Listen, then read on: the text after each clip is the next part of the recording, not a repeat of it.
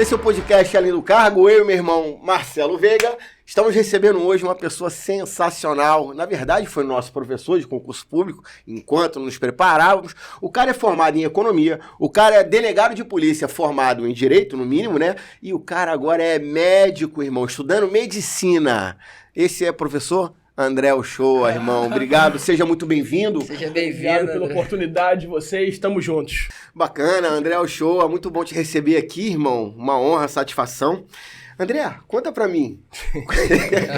Só olhar pra ele a gente já morre de rir, cara. A gente já sabe bem coisa. E por isso que a gente convidou o André. André, fala pra mim, vamos falar de concurso público. Não tem como um podcast desse, além do cargo, se a gente não tratar de concurso público. Com certeza. Irmão, primeiro concurso público que você passou, qual foi? Então, eu estudo já há muitos anos, né? Passei já há alguns anos, 2002. Tiagão, Marcelo, obrigado pelo convite, é um prazer estar com vocês. E o primeiro episódio teria que ser com alguém fora do normal da sanidade psíquica, né? Alguém louco mesmo, né? Para falar, como o próprio nome diz, além do cargo. Mas, te respondendo, 2002, PRF, né? Primeiro concurso que eu passei, eu tinha uma tipo, né? Aquela tipo Reino Redondo, aquela que me deixou a pé indo para Brasília, para academia de polícia, aquela quebrou em Belo Horizonte, né? Eu tive que entrar no carro dos colegas, mas antes disso eu passei na PRF. E eu namorava uma menina, e PRF tem exame psicotécnico, né? E ela era psicóloga. E eu perguntei a ela assim, você acha que eu tenho que fazer treinamento para curso de psicológico, né? Como é que é? Psicotécnico. Psicotécnico. Ela falou, olha, como namorado com certeza, mas como candidato acho que não. Eu fui na dela. Resultado, não fiz o treinamento, fui reprovado no psicotécnico da PRF. Primeiro concurso que eu passei, meu irmão, vendendo almoço para comprar a janta, duro que nem um coco, como qualquer concurseiro, né? Normal. E fiquei reprovado. Recorri, e aí não recorri judicialmente, não. O que aconteceu? Eu tava para sair o concurso de papiloscopista da Polícia Federal. Aí eu falei, eu tinha aquele prazo ali do mandado de segurança, né? Você entrou com o MS? Não cheguei a entrar. Tá. Eu falei assim, vou fazer o concurso da PF, se eu não passar, vai estar no prazo do mandado de segurança, eu ajuizo o mandado de segurança. Passei na PF para papiloscopista e acabei deixando aquela suposta ação. Só que aí, o que acontece? Aí eu fui fazer o tal do curso de psicotécnico que eu não tinha feito para a Polícia Federal. E passei na Polícia Federal no psicotécnico. Depois disso, a gente vai falar que fui aprovado em alguns concursos, né? Delegado do Espírito Santo, delegado do Rio 2 vezes, e fiz vários psicotécnicos, né? Então, assim, eu fiz 4 psicotécnicos, fui aprovado, e um psicotécnico na PRF eu fui reprovado. Mas eu te confesso que eu acho que quem estava certo era a PRF, irmão. Você acredita? Eu reprovado. Mas eu também reprovei psicotécnico. É mesmo? Sim, meu primeiro concurso, agente de polícia no Espírito Santo, em 2009, 2008, eu reprovei no psicotécnico. A sorte é que não era eliminatório. É mesmo? Não era só pra constar lá. Sim. Mas tem uma história peculiar ainda dentro da PRF. Como é que foi? Aí logo depois veio o concurso da PF, né? E aí eu passei no psicotécnico, mas tinha o exame físico, né? E o exame físico da PF, isso já era 2004, meu concurso é de 2004, tinha barra, abdominal, natação. Eu nunca fui exímio nadador, né? Aliás, eu nunca fui exímio em nada no esporte, dá pra ver pela compleição física. Mas de qualquer sorte, eu não treinei natação. Uma semana antes, aqui no Rio de Janeiro, na piscina do Fluminense, eu morava perto do Fluminense, eu fui cair na água para ver em quanto tempo eu estava fazendo aqueles 50 metros. Na época, você tinha que fazer no máximo em 41 segundos. E eu estava fazendo em 39 segundos, ou seja, estava com o tempo apertado, eu tinha 2 segundos de sobra. Aí, no dia, lá no Bombeiro de Guadalupe, aqui no Rio de Janeiro, era onde era a prova, cheguei lá, era um dia nublado, estava chuvoso, tinha pouca gente assistindo. Que ano era isso? Isso era 2004. A Cadepol começou em 2005. E o exame foi antes disso, né? Do meio de 2004. Eu, então, cheguei lá, eu esqueci, irmão, de amarrar a sunga, né? E aí era bateria de 3, pulava de 3 na piscina, né? Quando eu pulei, irmão, a sunga veio no joelho e eu de bunda de fora. Aí eu tinha 2 caminhos. Eu parava pra ajeitar a sunga e ficava reprovado. Ou eu nadava os 50 metros de bunda de fora e era aprovado. Não deu outra, eu nadei de bunda de fora e passei no concurso, né? Coisas que só acontecem comigo. Foi a primeira vez e aí eu passei pra PF, fiquei lá durante 6 anos. Mas tem mais histórias inusitadas assim. Depois fiquei na PF 6 anos, depois veio o concurso delegado do Rio, 2009, né? Isso aí já 7, 8 anos depois. E eu já dava aula, muita gente me conhecia, vários alunos. E na prova discursiva, eu fui fazer a prova com uma bermuda de tactel. Qual concurso? De delegado. Segunda fase Você foi fazer a segunda fase, delegado do Foi, Rio de bermuda. Fui de Tactel. bermuda, De bermuda de tactel. tactel. No Rio pode, né? Não tem essa amarração de ter de terno. Acho que São Paulo tem que ser de terno, São Paulo né? tem que ser Paulo. terno. Tem terno, né? E aí eu fui bem à vontade. E aí vários alunos na sala me conheciam. Professor, tirar a dúvida aqui. Aí eu fui abaixar pra pegar a caneta, irmão, que caiu. Tava em pé, a bermuda rasgou de ponta a ponta na bunda de novo, né? Aí eu com a cueca aparecendo, o nego me chamando, professor, tira uma dúvida aqui. Eu encostei na parede da sala e falei, não, vem aqui você que eu tiro a dúvida, porque tava com a bermuda rasgada. Sorte que eu tinha levado um casaco, amarrei o casaco na né? cintura. Cara, são coisas de concurso que só acontece comigo, né? Com o André, Mas vambora, irmão, vambora. André, deixa eu te fazer uma pergunta. Eu te conheci nessa época, né? Na época que você era papiloscopista ainda, e fui seu aluno, né? Não vou falar o ano aqui pra não denunciar a idade. Pra não né? denunciar a idade. Mas você também ficou conhecido por uma história de superação, de volta por cima, que foi a sua volta para a Polícia Civil do Rio. Queria que você falasse um pouco dessa tua força mental para superar essas dificuldades, porque muita gente acha que o caminho do concurso ele é linear, né? De que você vai ter uma preparação, de que você toda a prova vai ir cada vez melhor, vai passar e vai ser feliz para sempre. E a vida não é assim. Não é. A vida não é linear e eu queria falar um pouco disso com você, porque pelo menos essa é a referência que eu tenho sua. Um exemplo de um cara que teve uma força mental para dar a volta por cima de uma situação muito difícil. Fala um pouquinho pra gente. Então o que acontece? Resumindo assim, que a história é longa para não tomar o podcast inteiro, né? Em 2009 eu fiz o concurso. Para aqueles que não sabem, o concurso de delegado do Rio são 3 fases, cada fase com 6 provas, né? Penal, processo, constitucional, administrativo, civil, medicina legal, objetiva, discursiva e oral. Então, totaliza 18 provas num concurso, você não pode tirar menos que 5, né? Na segunda fase do concurso de 2009, a minha nota em medicina legal foi 3,5 dado pela banca. À época, então, eu não concordei porque eles não motivaram, não disseram o que estava certo, o que estava errado. Levei a prova para um grande ícone da medicina legal, minha grande inspiração, que é o professor Roberto Blanco, de plano, deixa aqui um abraço para ele, muito carinhoso, todos conhecem, né? Ele olhou minha prova e falou assim, olha, tua prova não tem 10, mas ela tem mais que 5, me dá que eu vou fazer o teu recurso. E ele pegou, Marcelo, frase por frase. Essa frase tá certa porque está no livro do Higino, página 32. Essa outra tá certa, tá no Delton Cross, página 45. E assim ele fez todo o meu recurso. A banca, se leu eu não sei, eu sei que se leu não quis mudar a nota e não quis motivar o que tiveram uma oportunidade de fazê-lo, já que não tinham feito inicialmente. Não motivaram, devolveram minha prova em branco, sem nenhuma fundamentação porquê daquela nota, e eu não concordei, ajuizei uma ação, né? E aí naquela ação eu consegui eliminar para fazer a prova oral, fiz a prova oral, eram 50 liminaristas na prova oral, eles passaram um rodo nos liminaristas, só aprovaram 8, eu fui um dos 8 aprovados, eis então que eu fui fazer a Cadepol com o liminar, né? E à época eu dava aula no curso Fórum, né? E o curso Fórum equivocadamente botou meu nome como delegado de polícia. E quando eu vi que o curso Fórum tinha equivocadamente botado meu nome como delegado de polícia, eu na hora fiz um e-mail dizendo, olha, André Luiz Alves do Show, candidato ao cargo de delegado no 12º concurso, tomei ciência de que equivocadamente um curso no qual ministro aula veiculou meu nome como delegado, sendo certo que não sou delegado de polícia, sou candidato regularmente inscrito sob júdice, ação número tal, no concurso tal, e mandei esse e-mail para a direção do curso Fórum.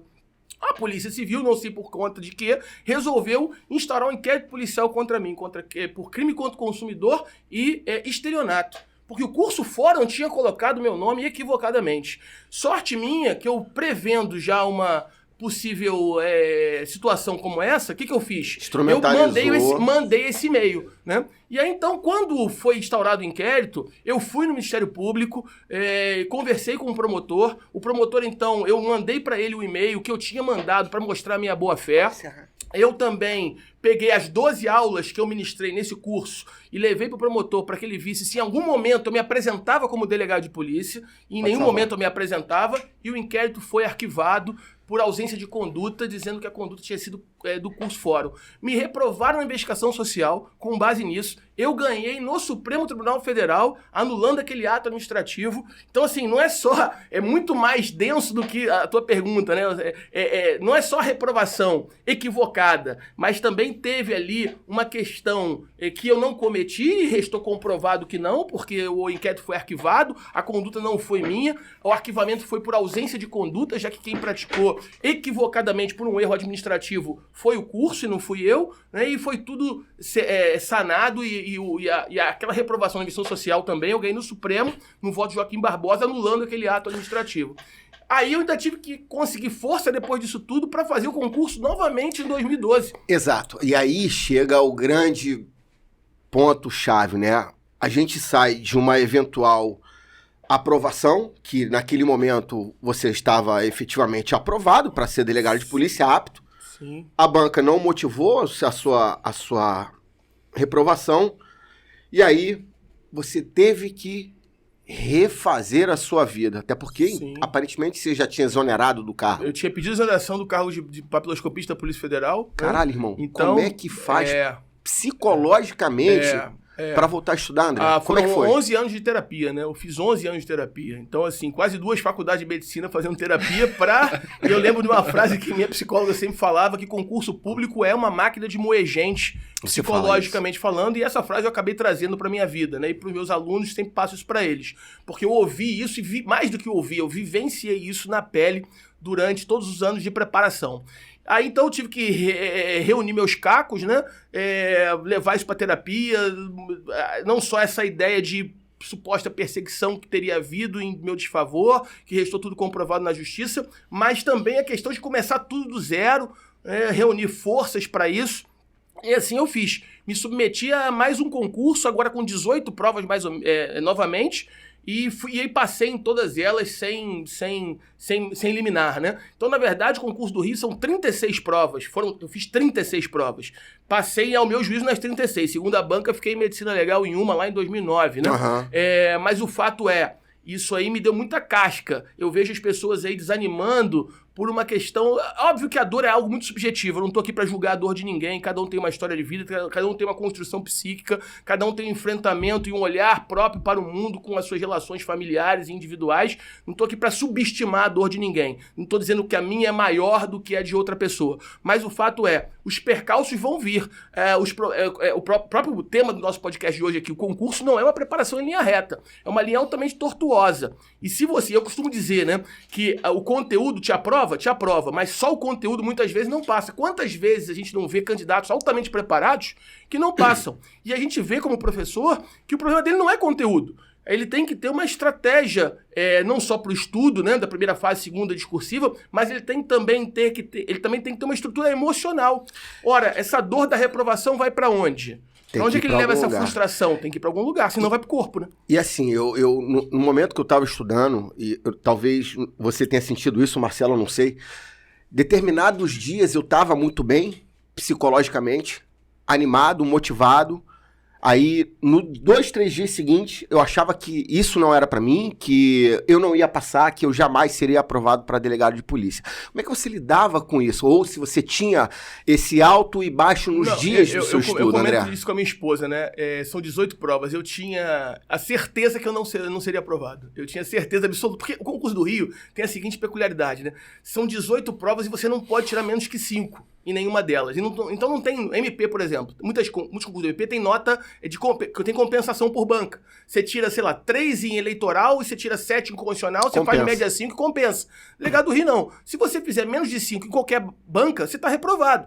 E a gente pensa assim, eu brinco com os alunos, professor, porra, é tirar 5. Tirar 5, então é tranquilo, pô, é metade. Eu falei, filho, deixa eu explicar um negócio. Você estuda pra tirar 10 e reza pra tirar 5. Se você estudar pra tirar 5, você vai tirar 0. Você pode ter certeza disso. Então não é esse papo de que só 5, não. Pra tirar 5 é uma pica. Desculpa o termo. E aí eu imaginava assim, não é possível, são 18 tiros. Não é possível que nenhum desses tiros vai me atingir. Eu não vou passar. Eu tinha isso na minha cabeça, né? Óbvio, depois eu fui vendo na terapia que isso era uma economia psíquica, né? Você antecipa algo que você acha que vai acontecer de ruim para que você, caso aconteça, venha sofrer menos. Algumas pessoas acreditam que isso aí é um negativismo, e o negativismo com certeza vai atrair energias ruins e você vai ser reprovado. Não é bem assim, porque se fosse assim não era para eu ter passado, eu passei mesmo acreditando que era assim. Eu me conhecia, sabia que isso era um mecanismo de defesa, para que caso viesse a reprovação eu sofresse menos, mas é o meu jeito de funcionar. Mas no dia a dia, como é que, pô, segunda-feira, cara, hoje eu vou estudar medicina legal, ou penal. Isso nunca me desestimulou. Eu tinha isso em mente, Isso é mas eu importante. acordava todo dia. Óbvio, a motivação era exatamente a mesma todos os dias, não. Mas eu encarava aquilo como algo que tinha que ser feito.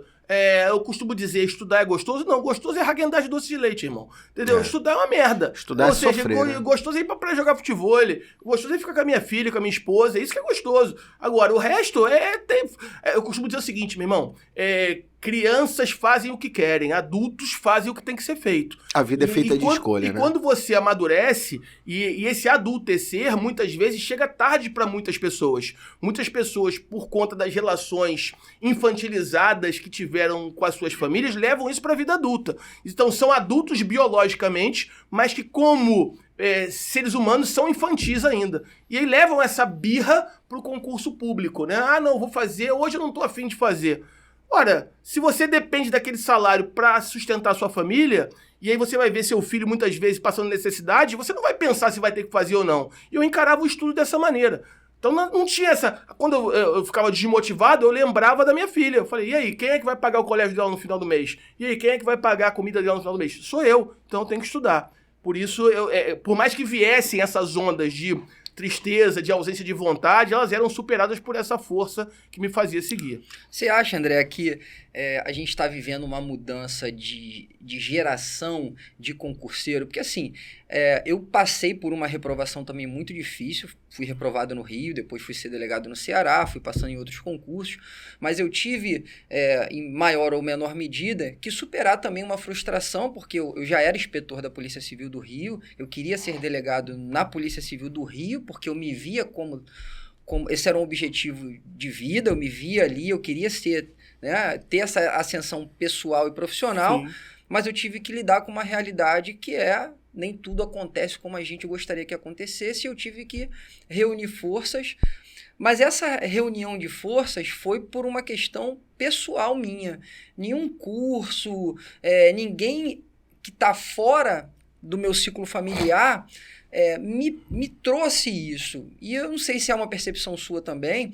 Hoje, o próprio mercado que movimenta o concurso, ele vende não só a preparação, mas vende uma coisa a mais, a organização, a própria motivação meio que já vem, né? Acho que os alunos hoje, essa é uma percepção minha, não sei se o Thiago também tem, de que muitas vezes o aluno entra e deposita toda a expectativa dele na preparação. E muitas vezes a preparação ela não supre. Então, a gente tem pessoas no caminho. Você sente essa mudança de perfil? Dentro dessa tua pegada, é algo que eu gostaria aqui de falar e deixar consignado, porque eu sempre bato nessa tecla com relação aos cursos. Eu comecei a dar aula em 2005, a gente está em 2023, né? Vai para 20 anos aí de sala de aula. E eu passei por praticamente todos os grandes cursos que a gente conhece no mercado hoje, muitos que foram grandes hoje já se encerraram, já fecharam, outros que continuam grandes. E assim, algo que eu tenho como algo muito claro na minha cabeça é que, e isso me incomoda, os cursos quererem usurpar a tua aprovação. Eu não estou dizendo que o curso seja dispensável, não é isso. Ele tem o seu papel, como outros gatilhos e instrumentos também tem o seu papel. Só que nenhum deles um papel sine qua non. Todos eles são instrumentos válidos, mas a aprovação ela é marcada por um conjunto de fatores. E não é o curso que está te aprovando. O curso ele pode ser um instrumento. Agora, quem te aprovou é você, porra. Então, assim, quando o curso chega assim, primeiro... E aí é curioso, né? Chega a dar vontade de rir, porque beira o estelionato jurídico. Porque aquele primeiro colocado, ele é de todos os cursos. Ele é do curso X, do curso Y, do curso Z, e todos eles aprovamos o primeiro colocado. Mas peraí, porra, afinal de contas, quem aprovou? Porque se todos os cursos estão dizendo que é dele, afinal é de quem? É porque, na verdade, não é de ninguém. Na verdade, a aprovação é do aluno. O curso é um instrumental, como é o livro, como é a videoaula, como é a terapia, como é a atividade física na preparação. Isso me incomoda muito, né? E aí, dentro desses cursos, vem esse pacote, que é o pacote que ele vende quase a teoria, mas vende quase uma pílula mágica de motivação. Estudem enquanto eles dormem. Ou seja, é a frase mais imbecil que eu já ouvi na face da Terra. Estudem enquanto eles dormem, arrumem uma depressão e tentem se matar e se foda psicologicamente. Porque as pessoas são diferentes, cara. Entendeu? Assim, eu dormia quando todo mundo dormia e estudava quando eu achava que tinha que estudar. Esse papo de vender receita de bolo e seja melhor do que você mesmo, isso é muito bonito. E eu advogo a tese que... E conheço histórias assim, que tem pessoas que entram na preparação, mas o caminho delas não é ali. E elas ficam por alguma razão... naquele lugar ali para dar uma satisfação para eles mesmos, porque foram desafiados pelos pais, que em algum momento disseram que, não diretamente ou indiretamente, que muitas vezes você não é capaz. Eu já vi, inclusive, amigos meus, que não cabe citar nome, mas, meu filho é muito burro para isso. Você falar um negócio desse para um filho, ainda mais se ele tem uma idade... ainda em construção do córtex frontal, você tá alijando seu filho, e aí ele leva aquilo ali para um lugar, eu tenho que mostrar pro meu pai que eu sou capaz, porque em algum momento ele falou que eu não era, e você se embrenha por um caminho que talvez não seja nem o seu, né? Buscando no final desse caminho um pote de felicidade, como você falava, quando na verdade a aprovação não vai te levar a essa felicidade. A felicidade cada um vai encontrar a sua razão e esse momento que você não gostaria que acabasse, que alguns vão chamar de felicidade, muitas vezes está no caminho, está no concurso, está em outro lugar.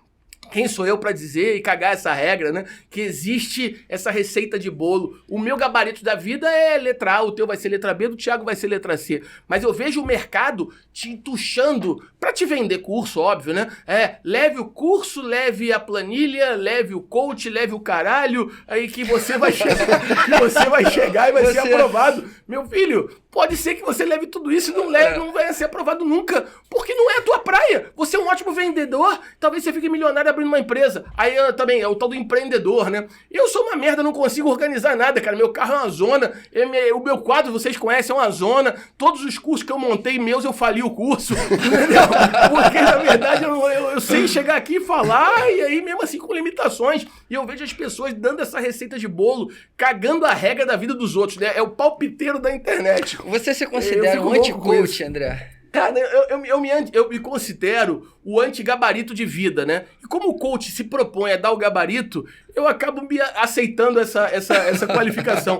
Porque tudo na vida que você disser pra mim, olha, tem que ser assim... Mas peraí, meu filho, nós somos diferentes. Tem que ser assim pra você, mas por que você tem que cagar essa regra pra mim? E aí, no concurso público, hoje, essa geração faz muito isso. Não sei se, obviamente, eu posso pensar que as redes sociais, que na nossa época lá, 2002, ano 2000, não tinha com essa efervescência e com esse alcance, talvez a gente não noticiasse, não tivesse dado voz a esses supostos idiotas, né, E eu tenho até dificuldade de chamar outro de idiota, porque eu também me acho muito idiota em algumas coisas, né? Então eu não gosto de qualificar ninguém, eu gosto de falar de mim. Mas eu fico vendo coisas na internet que eu concordo, discordo, e as pessoas começam a brigar, e um fala mal do outro, e ninguém aceita ser frustrado na sua opinião, todo mundo acha que tem a receita. Logo, tudo aquilo que vira uma receita fechada, pra mim, me incomoda, né? Eu troco de canal, eu troco de acesso àquilo, porque e o coach faz um pouco isso. Porque, assim, eu passei adotando uma técnica. Mas se perguntar assim pra mim, André, se você refizer a técnica que você pensou pra você mesmo, você garante que você passaria de novo? Não. Porque se a mesma técnica não serve, que era minha, que deu certo, eu não sei nem se ela serve de novo pra mim, como é que eu vou dizer que ela serve pra você? Mas e aí, qual é a minha técnica? Não sei, meu filho, eu nem te conheço. Outra coisa que me deixa louca, a professora dizer assim, eu te amo, eu amo meus alunos. Mentira, ama ninguém, tu nem conhece o cara, como é que tá dizendo que ama? Que amo o cara? É outro estelionatário. Eu amo meus alunos, o cu que tu ama. Porra, se você se amar, tá ótimo já. Porque isso é estelionato, irmão. Como é que eu amo uma pessoa que eu não conheço? Nunca viu? Nunca viu na vida, né? Então, assim, esses argumentos de retórica são argumentos que, na minha opinião, a maioria usa, mas é pra pegar o teu dinheiro. Todo dia eu costumo dizer isso, cara. Isso pra mim é um mantra. Todo dia acorda um malandro e um otário. Em algum horário do dia eles se encontram no mundo. Só que muitas vezes você é o otário que tá caindo nesse papinho, nessa conversa fiada. O que acontece hoje é o seguinte, André, na minha concepção. Hoje as pessoas, né, a gente sempre conversa, tanto eu como o Marcelo, e a gente até informalmente algumas vezes que a gente se encontra dando aula, mudou. Hoje a gente fala em geração de concurso. Hoje a gente eu falo com propriedade isso. Somos a última geração que estudou por livros. Sim. Se você mandar um aluno ler o livro hoje, ele se espanta. Pô, tá maluco? Ler livro? Pô, meu irmão, tu vai tirar da onde? Vem beber na fonte. Né? E aí o camarada nunca lê um livro, lê um material, um resumo. Não tô criticando o resumo, acho que é válido. Eu estudei por resumo à época. Mas existem alguns camaradas que não têm autoridade. A gente tá falando de coach ainda. Sim. Não tem autoridade, sequer passou num concurso e vai te vender isso, esse sonho, esse atalho. Não, o que eu quero dizer, não existe atalho. Todo aprovado hoje, o cara quando sai de um concurso, ele primeiro lugar, segundo lugar, terceiro lugar, ele sai dali, o primeiro emprego dele não é o cargo que ele foi aprovado. O primeiro emprego dele é Instagram de coach, eu vou te ensinar, compra aqui meu curso. E aí ele já se intitula eu acho que professor. Eu acho que é uma ilusão, né, de que a sua receita, isso que você falou, a sua receita que deu certo vai servir para todo mundo. E não serve, né? E a gente tem muito contato com isso, eu recebo muitos alunos, Marcelo, eu quero dar aula, eu quero trabalhar com concurso. Só tem um caminho, cara, estudar. Sim. Porque eu não dou aula hoje, nem o Thiago, nem você, pelo conhecimento que a gente adquiriu no concurso. O conhecimento que eu adquiri no concurso me aprovou em uma prova pública, ponto. O que eu leciono hoje foi o que eu adquiri depois. Sim. E aí que mora a dificuldade. Muitos não querem pagar o preço de continuar se dedicando, que a gente que tem cargo público e estuda e trabalha ao mesmo tempo, e tem tudo isso é muito penoso, né? Esse gancho que você pegou é interessante porque é a ideia do clínico geral, né? A aprovação no concurso público, eu costumo dizer que o concurseiro, ele é um mar de conhecimento com um palmo de profundidade. Então eu sei alguma coisinha de penal, alguma coisinha de processo, alguma coisinha de constitucional, administrativo, civil, isso é legal. Mas eu não suporto um embate mais aprofundado com alguém que domine a matéria verticalmente. Eu não saio nem da página 2. Por quê? Porque para passar você precisa realmente ser generalista. E esse generalista, quando ele é aprovado, ele acha que ele é aprovado e tem a matrícula pública e ele se torna imediatamente, com um passo de mágica, professor. Né? Então, assim, não estou dizendo que o camarada não possa ser professor porque foi aprovado. Agora, o que o habilita, como você falou, não é o estudo para o concurso. É muito mais além disso. Eu comecei a dar aula em 2004 para 2005 e eu era papiloscopista da Polícia Federal. Então eu aprofundava muito o estudo administrativo, lendo todos os livros administrativos, todos os julgados, para tentar chegar ali e passar um conhecimento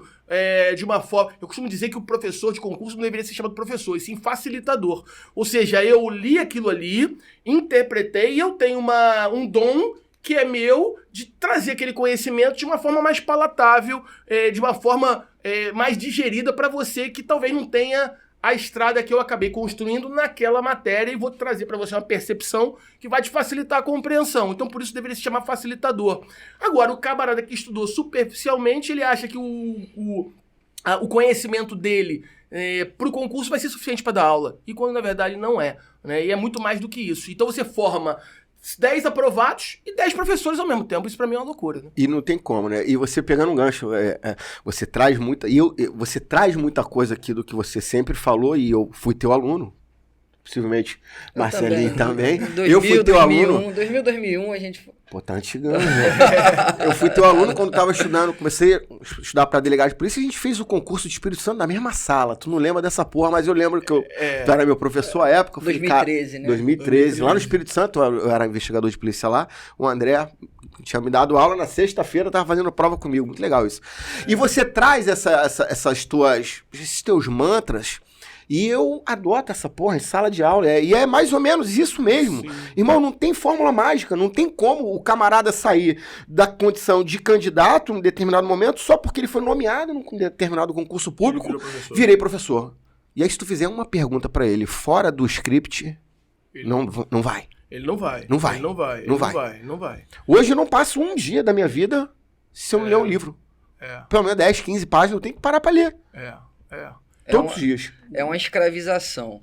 Você acha, André, que essa condição que o direito impõe, de alguma forma, desestimulou você, porque você mudou de área hoje, né? Apesar de ser delegado e ter e atuar no direito, trabalhar com direito, hoje você está cada vez mais próximo de se formar em medicina, já é um autor conhecido em medicina legal, você furou um pouco a bolha do nicho jurídico e já está se enveredando por outra área, o que é muito difícil para nós que é do direito, né, que somos do direito, porque o direito impõe essa um pouco escravização da atualização, do conhecimento constante. Você acha que isso ajudou você ou algum outro fator despertou esse teu interesse para migrar para a medicina? Eu acho que o interesse, assim, eu me julgo uma pessoa inquieta, né? Eu tenho uma inquietude psíquica, uma inquietude mental, né? Então, assim, antes de me formar em Direito, me formei em Economia, né? Me formei na UF, uma faculdade densa, difícil, e aí depois eu fui pro Direito, me formei em Direito, depois fui mestrado em Direito, e tudo começou quando eu recebi o convite para dar aula de Medicina Legal. Eu me senti habilitado, porque a gente sabe que o concurso de Medicina Legal, de delegado do Rio, Medicina Legal cai de forma muito vertical, vocês conhecem o concurso, porque são professores nessa área, não de Medicina Legal, mas do concurso, então conhecem bem o concurso. E eu aceitei aquele desafio porque como eu tive esse problema em 2009, que a banca me deu 3,5, e talvez eu tenha levado aquilo ali para um lugar mental, de assim, eu preciso me superar nessa matéria, eu dobrei a quantidade de estudo na matéria, li todos os livros, e por já ser um professor conhecido administrativo à época, eu recebi os convites para dar aula de medicina legal. Mas me gerava um incômodo, assim, mas peraí, como é que eu vou dar aula de medicina legal se eu não sou médico, né? Até que eu era delegado numa cidade do interior do Rio, quando veio um convite para eu dar aula nessa universidade de Direito Médico. E era uma universidade no curso de medicina. Então, o curso de medicina abriu por força de uma exigência do MEC que tivesse direito médico para os médicos. Eu costumo até dizer para os médicos lá, os alunos, né, que isso é uma matéria de evitação, responsabilidade civil, responsabilidade penal, questões envolvendo o aborto e o dia a dia do ato médico, né, para trazer para ele, entrou esse currículo obrigatório no MEC. E eu fui convidado, e já estando lá ministrando aula, a diretora falou, por que você não faz medicina, né? Eu já dava aula de medicina legal, e aí aquilo ali mexeu comigo, né? Eu falei, mas eu não tenho condição de passar no vestibular, muitos anos sem estudar. Ela, não, faz que você vai passar, você é dedicado, você passou em tantos concursos. E eu estudei 6 meses pro vestibular e passei.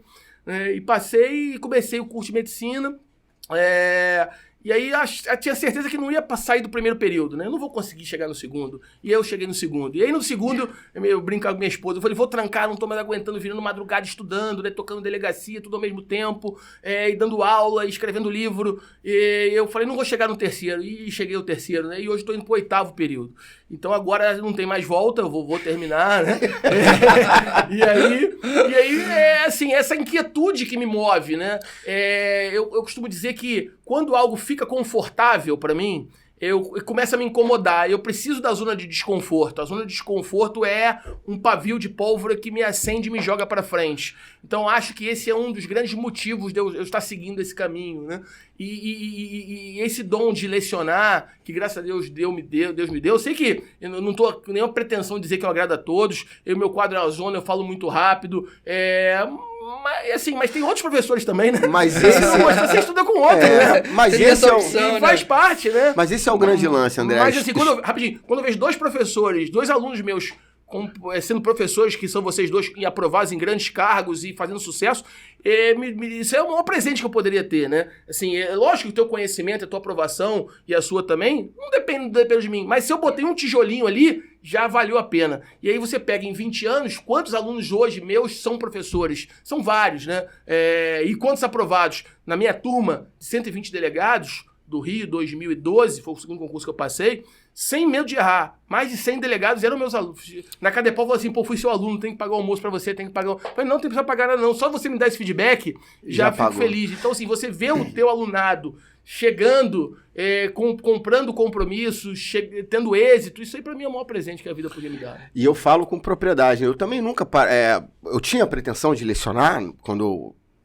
Eu já dou aula antes de ser delegado de polícia, deixando claro que eu não me encontro naqueles candidatos que passariam assim, né? Eu já dava aula para concurso público antes de ser nomeado como delegado de polícia. E a nossa aula, igual a sua também, assim, igual a do Marcelo, que não agrada a todo mundo, é normal.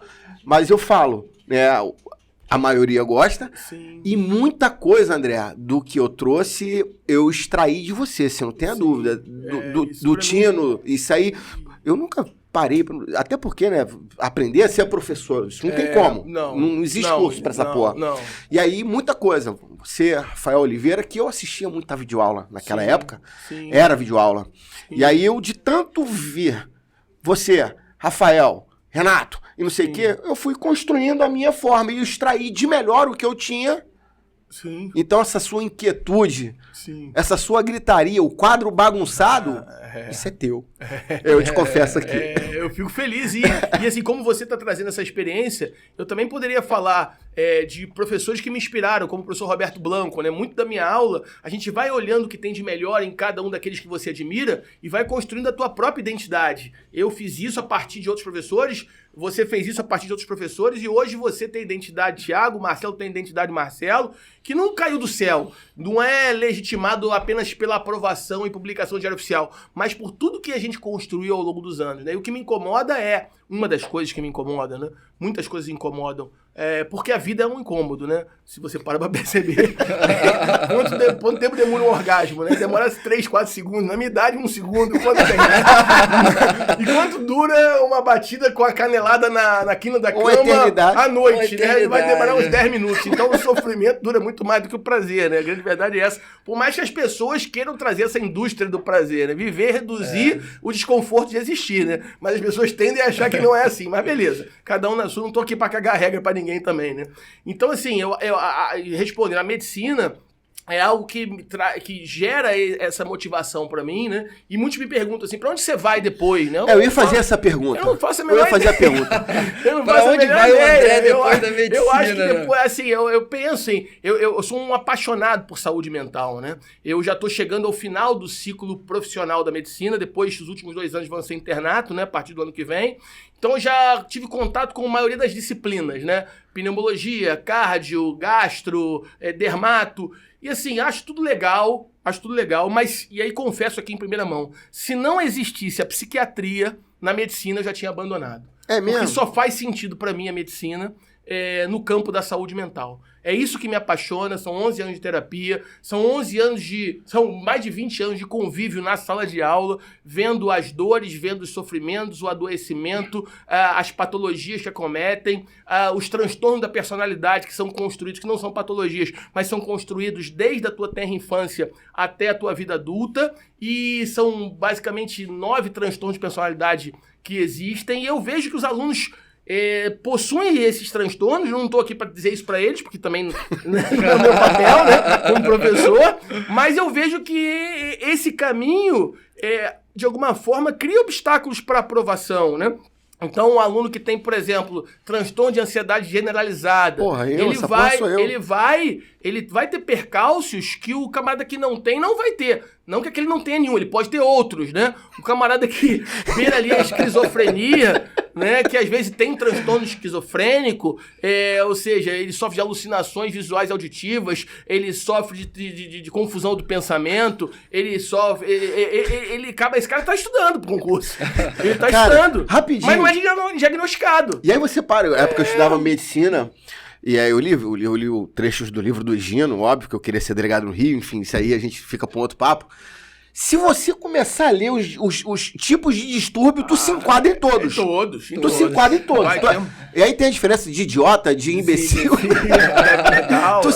Débil mental. em termos de QI, né? De 0 a 25%, de 25% a 50%. Tem a diferença, né? O fronteiriço, né? E o fronteiriço está entre nós, né? Então, assim, isso que me apaixona. Uma das minhas grandes paixões na medicina é essa. E aí juntar isso com concurso público, na polícia técnica, na polícia civil, possivelmente com medicina legal, né? Vai ser um caminho que eu vou seguir. E é incompatível, né, a atividade de delegado de polícia com o cargo de profissional liberal, como seria, por exemplo, dar consultas psiquiátricas, por exemplo. É incompatível isso, André? Então, na verdade, o que acontece? A Constituição veda 2 matrículas públicas em vários pontos, né? Aquela incomunicabilidade. Não, como é que é o nome? Compatibilidade. Não pode comunicar. Incomunicabilidade. Incompatibilidade, né? Inacumulabilidade. Inacumulabilidade, cargo, emprego, função, né? Eu tenho cada vez mais parado com o administrativo, né? Porque, assim, a minha cabeça é grande. No colégio, é outra coisa que também é engraçado. No colégio me chamavam de Pedra da Gávea, cabeça de nós todos. Perguntavam se o pessoal podia pegar meu boné pra minha mãe fazer compra de mês, né? Cabeção.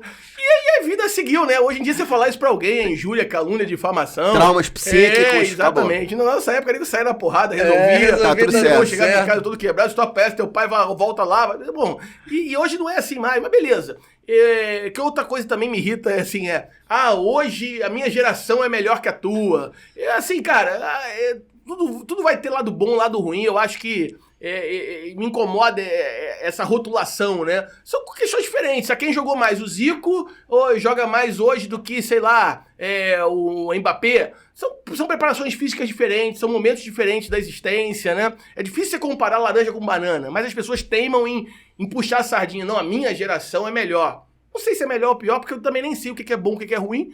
Então, como é que eu vou dizer se é bom, se é melhor ou pior? Eu sei que é diferente. Diferente eu não tenho dúvida. Agora, o que é melhor ou pior, eu não te confesso que eu não sei te dizer. Mas eu tenho muito mais dúvidas do que certezas, né? Acho que já deu pra perceber. Inclusive, será que a gente tá aqui mesmo? Gravando? Eu não sei, isso aqui pode ser um sonho nosso. A gente tá aqui achando que nós estamos numa alucinação. A gente tava falando da possibilidade de você continuar na atividade para delegado de polícia. A atividade privada, eu vou pra um plantão. O que eu faço com meus 3 dias de folga, acho que a polícia tá certo, porque eu não posso ter 2 matrículas de médico com delegado. Aí isso é incompatível, não há dúvida. Eu posso ter 2 profissionais da área de saúde, né? Que delegado não é profissional da área de saúde. Uhum. Agora, também não falta tanto para me aposentar, né? E me aposentando, aí eu posso clinicar, posso seguir na medicina para algum caminho. Ou também, irmão, pegar o CRM e botar na gaveta. Também é uma possibilidade. Porque eu não estou fazendo medicina pelo dinheiro. Eu estou fazendo medicina pela paixão, pela inquietude, pelo estudo da saúde mental. Pode ser que chegue ao final, eu não exerço a medicina. Eu não exerço a economia. Né? Então, assim, e aí? E qual é o problema? Foda-se, a vida é minha. Entendeu? Você pode até ter opinião sobre a minha vida, mas o que eu vou fazer com isso não é problema seu. Né? Porque as pessoas são palpiteiras da vida dos outros, né? Acho isso mó barato. Mas, assim, acho que é a inquietude, respondendo finalmente, acho que é a inquietude que me levou à medicina. Né? E a paixão pela saúde mental. Acho que são esses 2 pontos nevrálgicos da escolha, sem sombra de dúvida, né? Agora... Hoje, André, vamos lá. Fazendo uma anamnese do que a gente conversou aqui no nosso... Anamnese é legal da medicina. Extraída lá das suas aulas. Algumas coisas eu lembro ainda, né? Sim. Fazendo uma anamnese do que você traçou na sua vida, o cargo de delegado de polícia, você voltaria a estudar para delegado, André, hoje? Assim, essa é uma pergunta difícil. É porque o ser humano tem isso. Aqui não tem pergunta fácil. Aqui não tem. É porque o ser humano tem muito isso, né? A gente tem muito enraizado que eu não consigo. Eu quero tudo aquilo que eu não tenho. Quando eu tenho, irmão, isso aqui é pequeno pra mim. Percebe? Então a gente tá sempre buscando algo a mais. Hoje tu chegou ao ápice. Você formou economia. Naquele momento que você queria ser policial federal, que era o ápice, você chegou. Você chegou também como delegado de polícia independente, e agora tu vai chegar à medicina. Mas eu pergunto, tu faria tudo de novo pra chegar a ser delegado? Faria tudo de novo. E eu acho que eu faria e não continuaria nos mesmos lugares como eu não continuei. Né? Então, assim, essa inquietude me move, não tenho dúvida quanto a isso. Mas, assim, aí eu não tô falando do cargo de delegado, tá? Eu tô falando do serviço público. Eu costumo dizer que o serviço público é um lugar de emburrecimento. Essa é a minha opinião. Mas por quê? É porque as situações se repetem, né? Então, assim, quando você vai lavrar um auto de prisão em flagrante lá, a narrativa que o policial militar te traz possivelmente, se você pegar 100 casos, 99% dos casos são iguais. Que estava em patrulhamento, quando viu dois indivíduos numa motocicleta, eis então que abordou, que eles estavam com uma mochila, e aí na revista pessoal tinha uma quantidade de drogas naquela mochila, e aí perguntado, disse que a mochila não era dele, e que puseram ali na moto, e aí então conduziram para a delegacia, e que supostamente viu quando ele entregou a droga para uma outra pessoa, que entregou o dinheiro. Então assim, 90% dos casos, 99%, são os mesmos. E aí vira tudo muito modelo, né? Você vai trocar ali Ctrl+C, Ctrl+V, porque os fatos são iguais, a subsunção do fato à norma é a mesma, e isso me incomoda. Isso me desafia muito pouco mentalmente. Por isso que se você me perguntar, você não fez essa pergunta ainda, mas não sei se faria, mas eu já vou adiantar, de todas essas atividades, qual te dá mais prazer? Lecionar. Porque lecionar é onde eu me sinto realizado e livre para as criações, e livre para as conexões, e livre para poder montar a minha aula da maneira que eu entendo que vai ser a mais satisfatória para o aluno. E tenho ali uma engenharia de conexões e não há uma repetição de modelo que não me desafia mentalmente. Por isso eu amo tanto ministrar aula, né? Algo que eu não me vejo desafiado no serviço público. Então, assim, se eu faria de novo, acho que faria, porque dentro desse André que está falando aqui também tem uma insegurança, um medo de uma história familiar, de dificuldade. E aí o concurso público foi um caminho para eu não reviver esses fantasmas. Porque você pode ser muito talentoso para empreender, mas o empreendedorismo pode te levar à bancarrota do dia para a noite, à falência. E aí aquele fantasma da dificuldade financeira poderia ressurgir. Mas eu sei que isso é um modelo mental familiar. E 11 anos de terapia me fizeram entender isso. E por isso a escolha. Então, pensando em alguém que teve a mesma história na infância, eu talvez fizesse a mesma escolha. Mas talvez se a história da infância fosse diferente, talvez a escolha seria outra, né? Caraca, sensacional. Sensacional. Podcast Além do Cargo. Eu, Thiago Dantas, junto com meu irmão Marcelo Veiga e com o sensacional André Uchoa. Assim, eu falei com o Thiago, a gente tem que chamar o André porque não tem jeito. Sentou para conversar, vem história. E isso é legal pelo seguinte, né? O André, ele é muito enraizado na gente. Sim. A gente foi aluno do cara. E aí hoje a gente tem a oportunidade de precisaríamos aqui de uns 5 episódios para começar a soltar. Maravilha. Pessoal, espero que tenham gostado. Clique aí no canal, deixe seu like, deixe seu comentário e aí a gente se encontra no próximo episódio. Beijo no coração, espero vocês no próximo episódio. Não esqueçam de seguir o nosso canal e clicar no sininho. Agora nós somos youtubers. E eu aprendi a assistir no YouTube que a gente tem que falar isso no final do vídeo. Então não deixem de fazer. Andrezão, obrigado, irmão. Obrigado pela oportunidade. Muito obrigado. Tiagão, Marcelão, sou fã de vocês. Tamo junto. Obrigado por ter convidado e seguimos em frente. Valeu.